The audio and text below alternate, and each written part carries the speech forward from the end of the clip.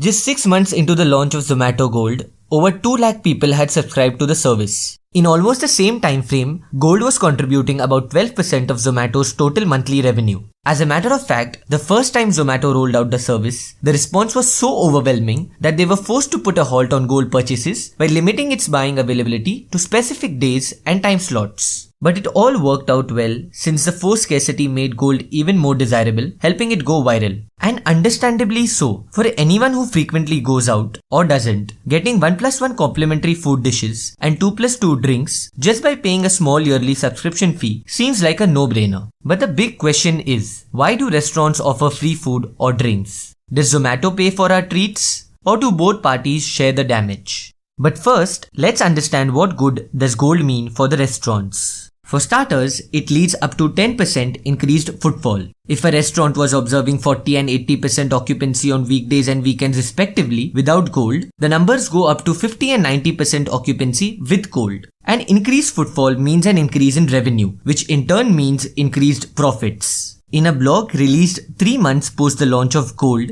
Zomato said it observed a 3x increase in Zomato traffic on Gold vis-a-vis non-Gold restaurants, and 83% of users discovered and visited a Gold partner restaurant for the first time after becoming a member of the service. Increased visibility on one of the top restaurant discovery platforms of the country due to Gold translated into more business for Gold partner restaurants. In cases where the restaurants serve great food and offer good customer service, which they are supposed to do anyway, the increased footfall triggered by Gold also leads to repeat customers and more word of mouth. Now Zomato astutely leverages the value it adds to the restaurant's business by demanding the restaurants to pay for the free complimentary dishes and drinks. And their demands just don't end there. Restaurants are even asked to pay a one-time non-refundable sign-up fee of Rs 25,000 plus 18% GST for Zomato Gold onboarding. And restaurants are left with no choice but to agree to their terms. It goes without saying that if given a choice, any customer would choose a Zomato Gold partner restaurant over a non-partner. With profit margins in the restaurant business being around 50% and even higher in drinks, offering free complimentary stuff to lure in more customers becomes a reasonable trade-off for the restaurateurs. It's a win-win for everybody. Restaurants get more footfall, Zomato takes all the earnings via the Gold subscription and a fixed sign-up fee from the restaurants acting as a middleman, and customers get free complimentary food and drinks whenever they want. Or do they? Zomato Gold is not applicable on special occasions like Valentine's Day, Christmas Day, New Year's Day and Diwali Day. Even Christmas Eve, New Year's Eve,